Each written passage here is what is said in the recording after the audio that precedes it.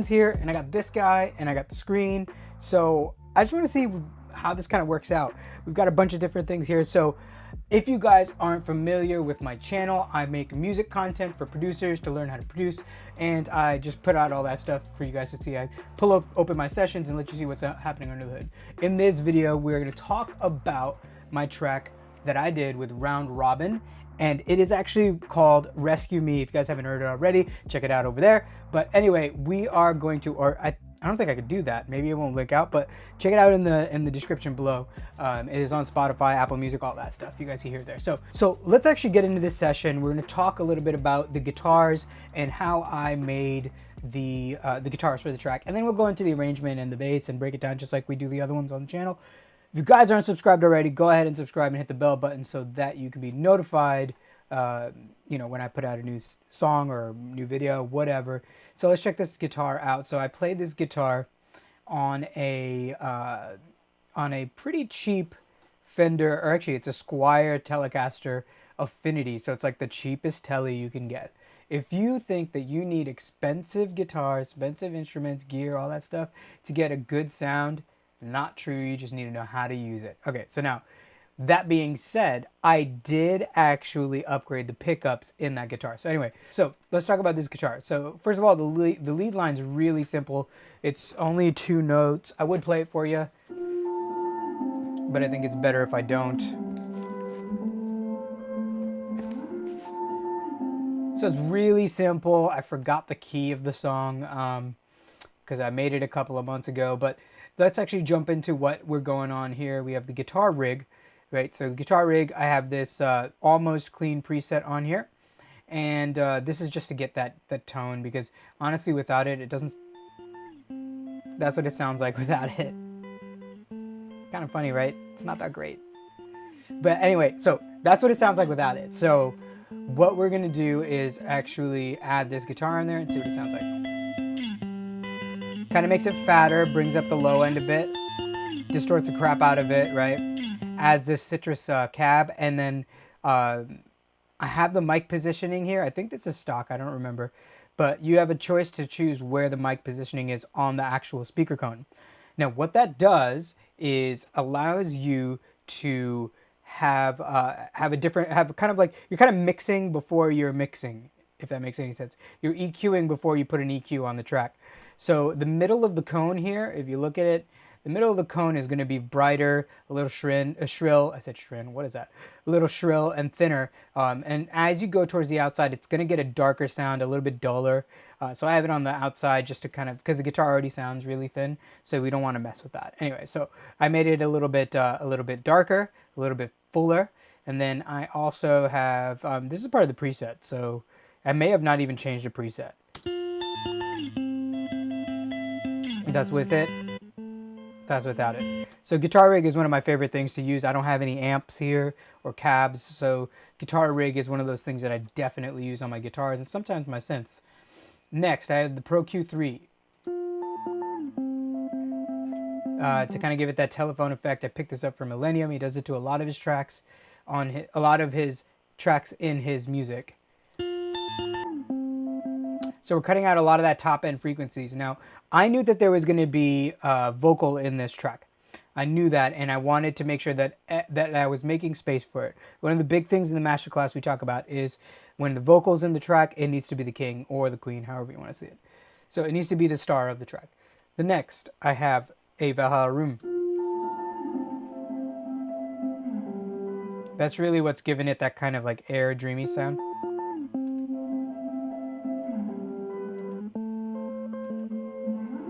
So honestly, the decay's 2 seconds, pre-delay 10 milliseconds. I love playing with the pre-delay and the decay, and keeping the mix all the way up, because it sometimes I'll put it on a bus, sometimes I'll keep it here, but for this track I decided to keep it on the track itself. But I get kind of lazy. If you're anything like me, you get kind of lazy as a producer, so anyway, so then I have a compressor after that, and both of these compressors are for sidechain. So, and they're doing the same, literally the same thing. It's just getting sidechained twice. And the reason why I put it on now, it's sidechained to the kick drum. So as you can see, there's no kick drum here. We'll talk about these other guitars later. But there's no kick drum here, but when the kick drum does come in, you'll notice that the reverb gets sidechained, which kind of gives me this nice, really simple, subtle transition there. Now, if I take it off, let's actually listen to it with, we'll put the drums in and maybe like the bass or something. And we'll listen to it with it and without that guitar, that sidechain. Let's listen. Let's go here. And we'll just kind of do...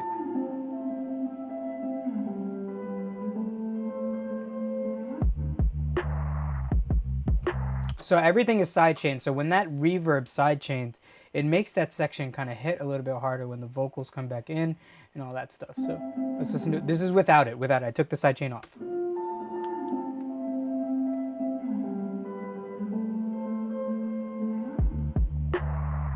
It's okay, but I don't know. It just doesn't have that same impact. Now listen to it with it.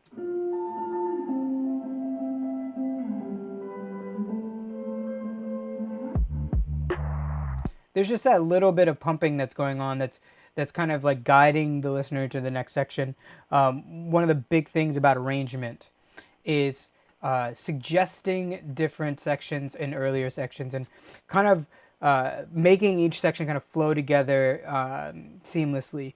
And part of my arrangements is I use a lot of effects and a lot of my guitars and a lot of like reverse things to kind of like make things sound cohesive and connect the sections together.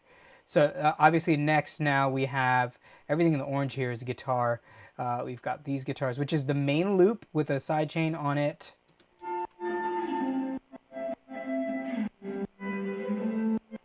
So it's a different kind of, it's kind of a different feel here. So let's actually do like this. Solo this guy. So it's a different melody pretty much.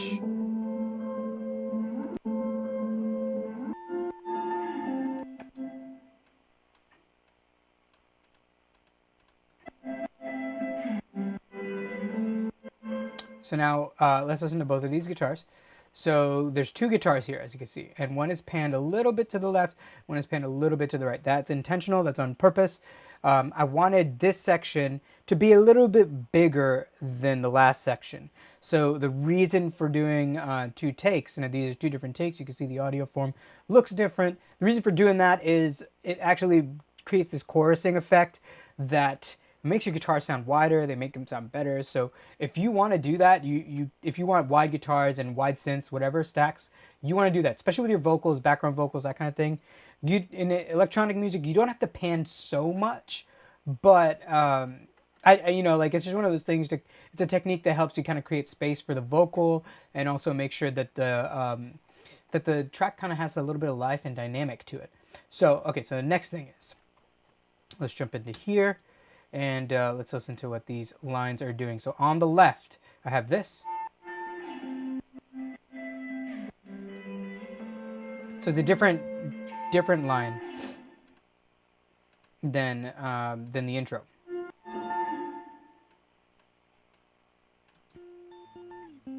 This is the intro line. Okay, so as you can see, those are only really two notes, but the effects make it. And then this one.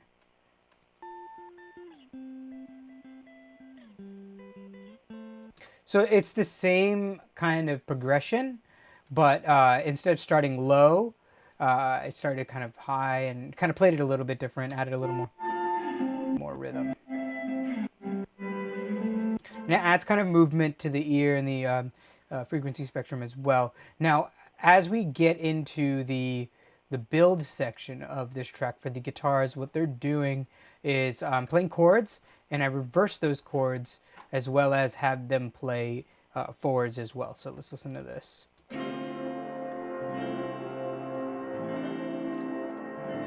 So these are the normal chords, forward.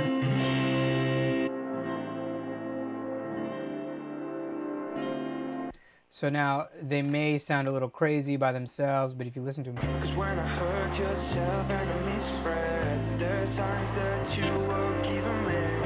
I fell into the spiral and I'm trying to get back. Okay, so now let's listen to it.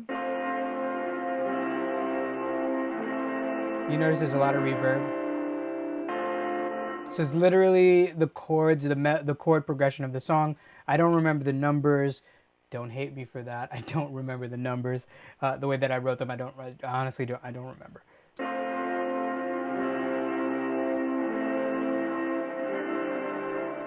Okay, so then this is the reversed one. So basically, essentially, what this is, it's this bounced down and then I just reversed it. Added an EQ. But if you notice this MIDI, right, or not MIDI, I'm sorry, this audio file is chopped up on every chord. Now, whenever you reverse something, obviously the first chord is going to end up being the last chord, and then the chord progression is a different chord progression now. So what I did was I chopped it on the bar, on every bar, and I reversed each thing separately. So it played the right chords. It played the right chords in order, in the order that I wanted them to be in. And it's just reversed. So listen to this.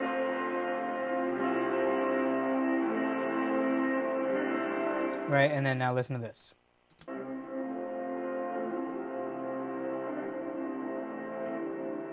So now it's just kind of like the chord progression doesn't change, it doesn't mess up your music, it doesn't mess up the musicality of your track there. So now this helps me kind of give that really dreamy effect. This track and a lot of my own music, I just want to go as far dreamy as I possibly can with anything that I do. I love reverb.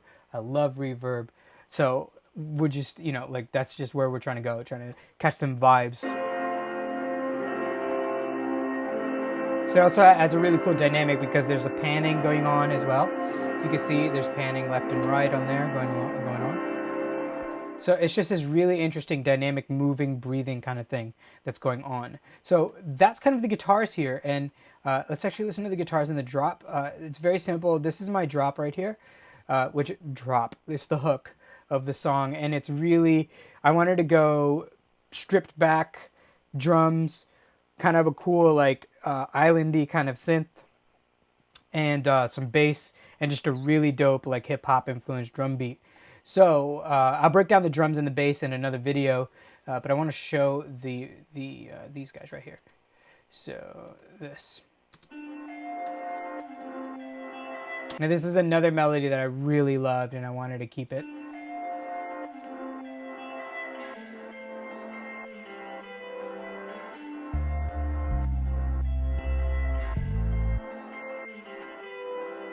So that's also sidechained, same processing pretty much, because I wanted the guitars to have a cohesive sound. It's just these are specifically placed in the, what's it called, the drop here. And also it's printed down with the reverb on it. Now check this out. So the reverb is on there. If I pull this out, you'll see, oh, hang on, you'll see the tail here. The reverb tail is there. So there's a reason why I printed it down with the reverb on there. I did not want the bleed to come through from the reverb. And if you keep the track without bouncing and printing the reverb in there, basically this is baked in. The reverb is baked into the audio file. So now whenever I cut it off and I cut it off at this point, there's no more reverb after that. So my whole thing was I wanted this dreamy part to happen and it'd be this jarring stop when the hook was over. So let's just listen to it really quick.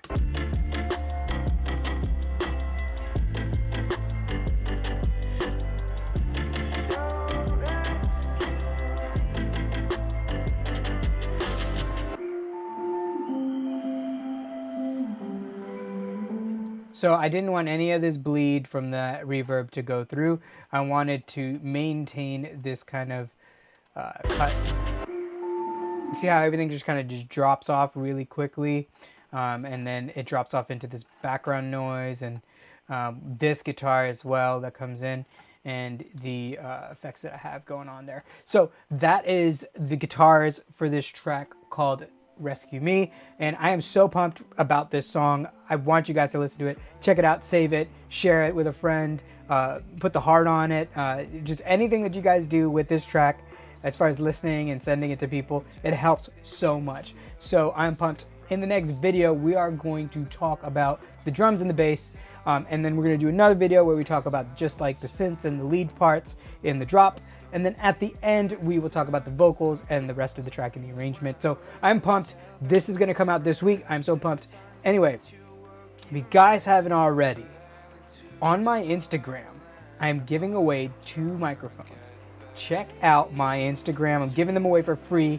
I'm just going to tell you, you just got to go to my Instagram, find the post. I almost want to keep that. Get in there, get entered, and I'll catch you guys in the next video. Catch you later.